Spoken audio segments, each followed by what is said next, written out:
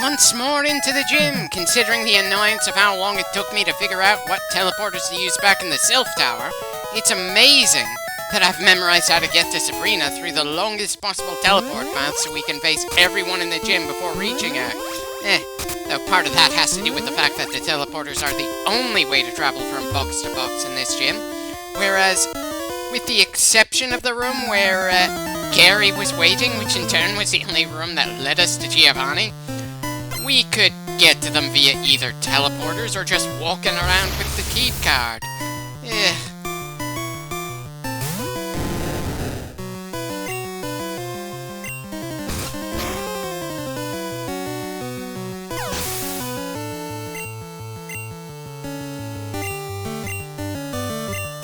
Sorry, pal, but I'm having a hard time feeling especially intimidated by the unseen power of your psychics. Partly because this game's animations, or lack thereof, mean that even the most visceral of attacks has the most bare-bones animation, so technically all power around here is essentially unseen. And for another, we are fully capable of brute-forcing our way through your Pokemon on our way to your leader. This gym kinda deserved to be one of the more cerebral ones, but then I suppose it's hard to pull off cerebral with this game's limitations.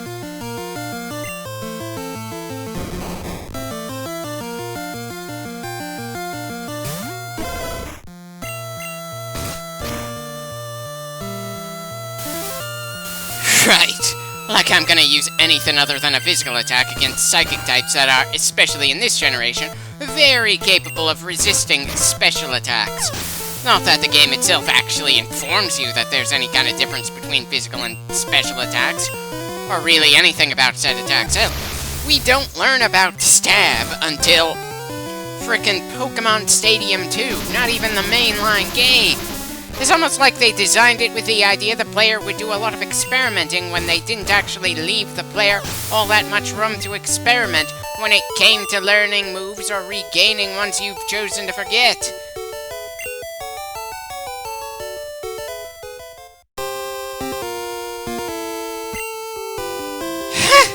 The only ghosts are also poison type, so they're weak to the things they're meant to counter, and by this point, only Pinsir and Scyther are bugs that are in any way capable this far into the game. Seriously, when's the last time you've seen a Butterfree? What about a Parasect? Venomoth and Beedrill ran into the same problem as Haunter and Gengar would in this gym. Technically having a type advantage, but they would just get wrecked in here. Kind of a shame, since I like Beedrill, but even just for playing the single-player part of the game, the poor bug just doesn't measure up, even to its immediate counterpart, much less keep feeling like a threat as the game just goes further on.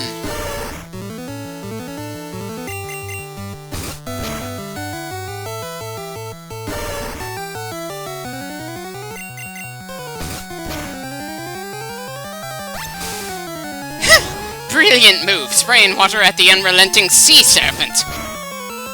That gives Takanabori 127 personal victories, and the team as a whole 666. Very appropriate for an absolute beast on our team to get the number of the beast for the team as a whole. And good God, sir, you didn't need telepathy to know that the person entering the gym is here for the gym challenge. That's about as likely as somebody entering a restaurant to order food. It is what people tend to expect from the average person entering this place, unless, of course, you mean to tell me that not everyone bothers to do the whole gym challenge thing when every game in the main line of the series has acted like that's part of anyone's coming of age in this world.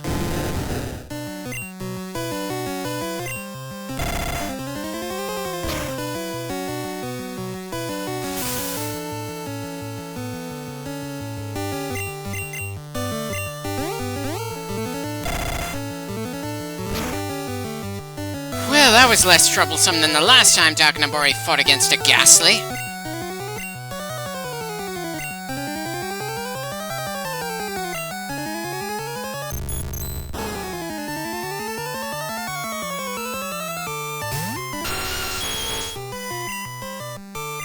Hopefully Sabrina isn't the type of person to drink especially hot coffee. Sure, through psychic awareness and all that, she could know not to drink just as one of these random earthquakes pops up.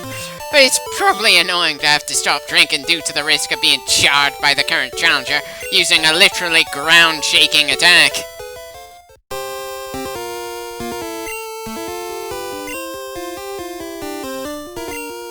Wrong. It's the one with better tactics, and it's hard to see much of either around here since we rarely have ever run into actual equals around here.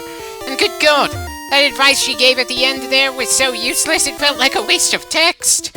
We can just power our way through so much in this game, it is just... Ugh.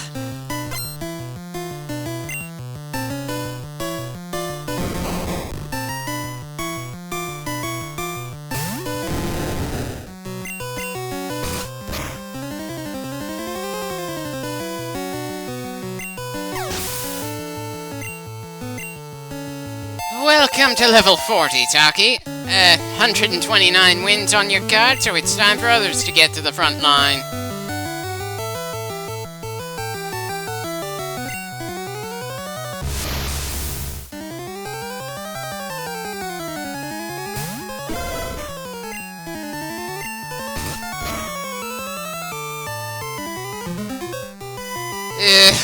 Well, that's vaguely annoying.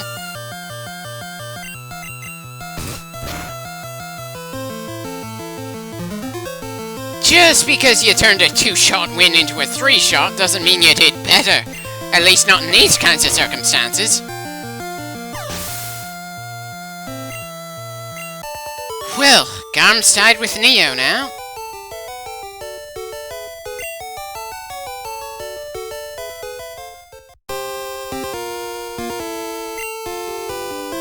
First off, that's not much of an accomplishment since her type has all the advantages.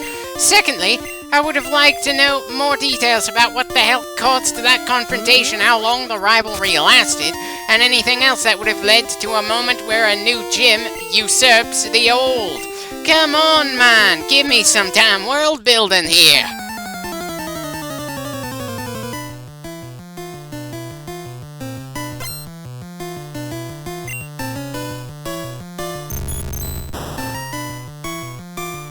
Oh dear, I somehow doubt Garm is in good enough condition to win this fight.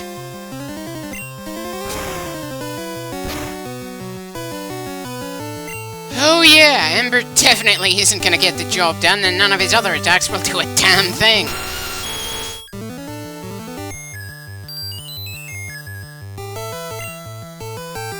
Definitely a bit funny that I remembered the Psychic-type gym being terrifying due to the Psychics.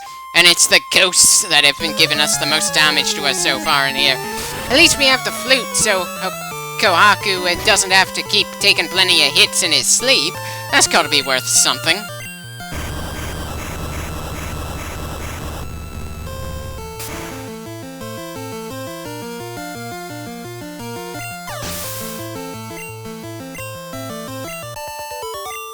Why do I keep remembering and reading the Chandler class of trainers as mediums in this game?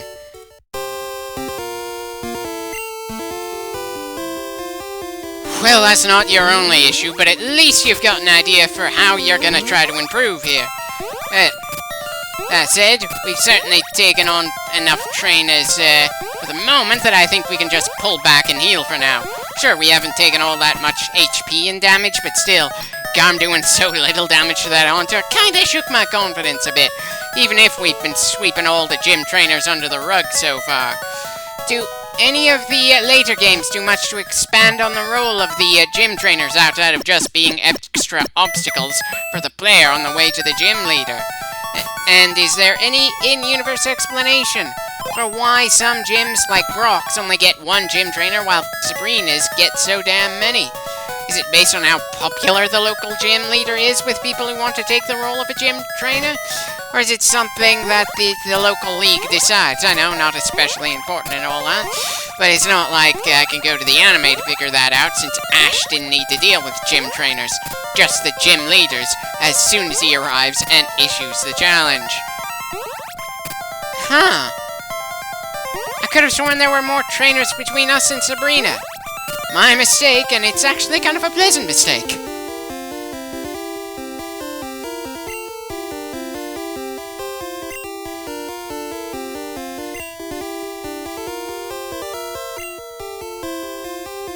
I've never really understood the point behind the whole bending a spoon thing. Sure, it's a nice starting show of power when you're just beginning something like telekinesis, but I'm pretty sure that lifting rocks or a cup would suffice for something like that. Though I suppose you're more likely to find spoons in a house than a rock, and if you lose your psychic grip, you might break the glass, but still. I'm kinda curious what started that particular tradition in various bits of media. I'm also curious why they decided to have Sabrina's trainer sprite have a bloody whip instead of anything that highlights her own psychic gimmick. Part of me wants to say she was trying to play some psychological warfare, but that is the only possible indicator of that.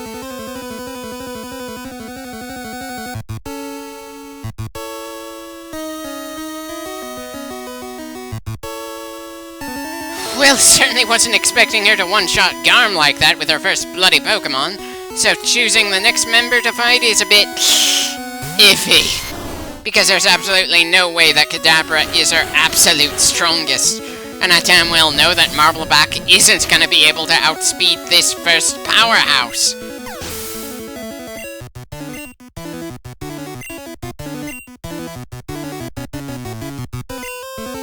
Definitely feels like I'm flirting with danger by having Phyllis stay out here when a single psychic attack will ruin his day.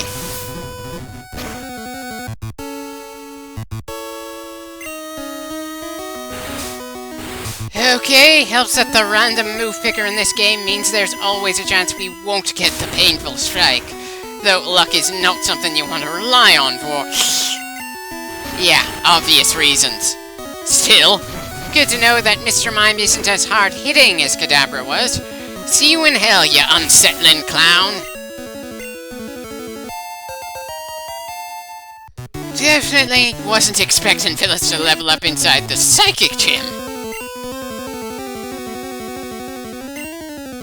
Well, Garm isn't around to burn the buck, but Marbleback can still crush it with a rock.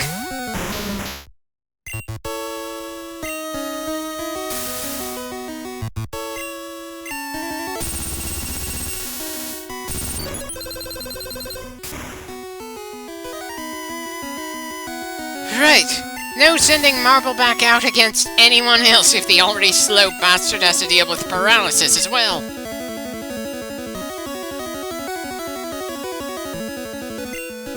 Not the most interesting of fights, but I'm pretty sure Neo can take on a fellow Alakazam. At the very least, he's the only member of the team who can resist psychic attacks, and I'm hoping Tri-Attack lets him do more damage than he takes despite the level disadvantage. Though, I didn't really plan on him using Recover just to annoy us. Really wish I could say Sabrina is trying to be tactical, but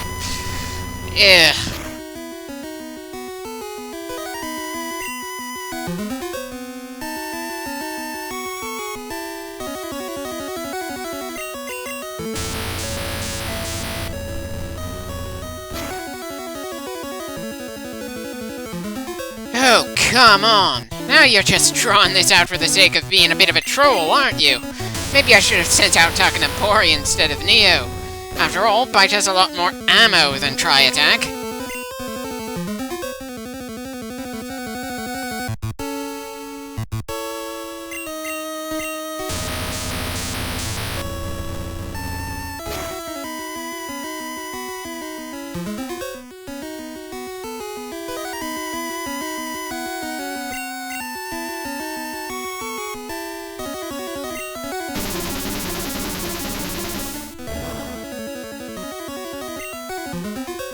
If I wanted a punching bag, we'd have just asked for one from the Fighting Dojo next door. Sure, it's not quite as spiteful as Koga blowing up his last Pokemon, but still, either throw an attack in return or surrender. You don't gain anything by stalling like this.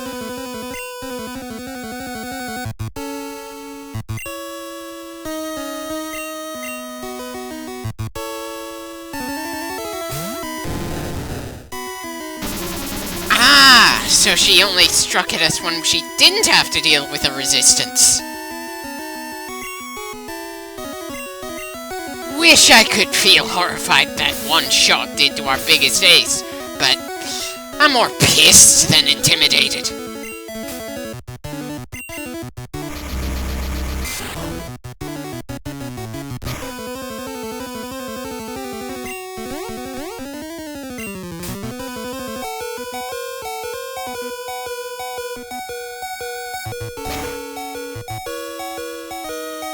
Oh, come on! Just how many shots of recover do you have?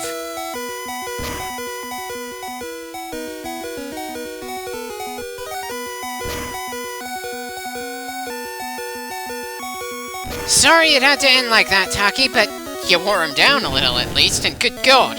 I want to slap Sabrina across the face, considering she could have taken Taki down sooner, but chose not to for no apparent reason when she's literally on her last Pokemon, and the only other member of our team that can contend with her Alakazam is Neo, who she refused to hurt. Sure, it was an overall fun battle. Certainly more fun than anybody else in this building or the one next door, but Sabrina is the only gym leader I have actually actively gotten pissed at, and it wasn't because she was the most likely to take us down through sheer firepower. I know she said she doesn't like to fight, but come on, she's notably the most dangerous gym leader in this region, and she's the only gym leader in the region with supernatural powers of her own. She doesn't need her Pokemon for them. There's just something here that's rubbing me the wrong way.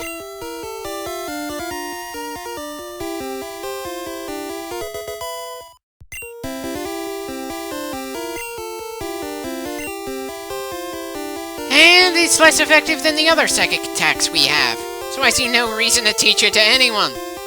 Anyway, time to go back to the Pokemon Center, then see how Blue Team handles her before we call it a day here.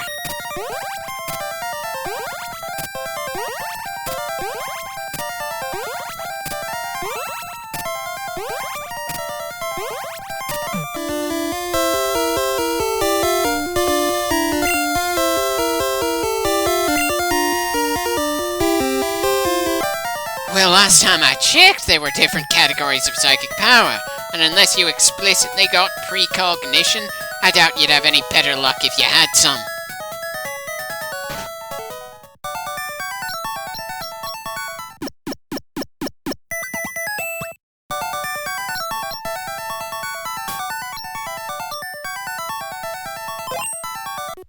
Okay, Blue Team, let's see if you did any better against Sabrina than Red Team.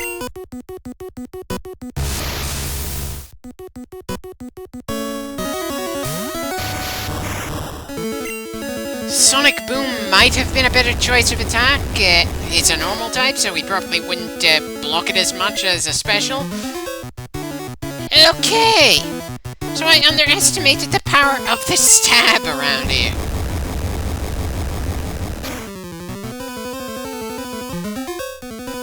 Well, at least here I'm more understanding of her use and recover. Brought down to the red twice in a row. Yikes!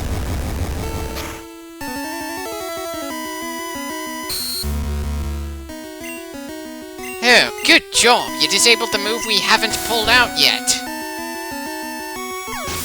And a simple tackle was enough to finish the poor bastard.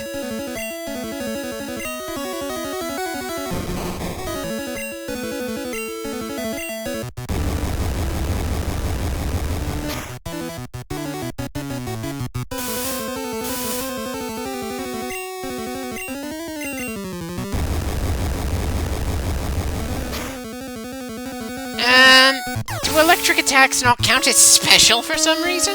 Holy shit, now I'm starting to feel sorry for Sabrina just due to Claymore ripping through her in a way that feels absolutely ruthless compared to everyone on Red Team.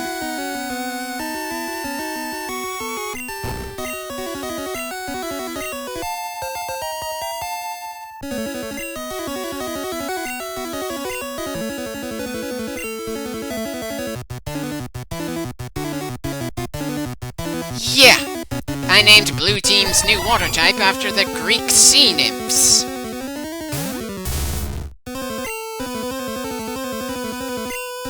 This is starting to feel like a total shutdown. Really looking forward to seeing how the next Red versus Blue goes.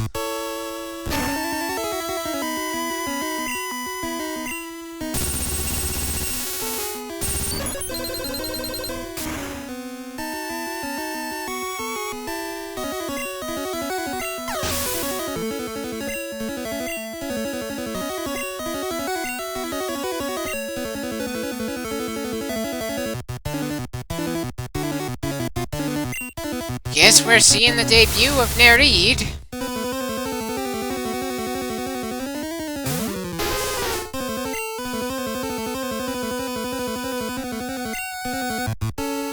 You honestly used Recover when you're faster than... Ugh. Dear God, I think Recover should have been her signature move, not Psywave.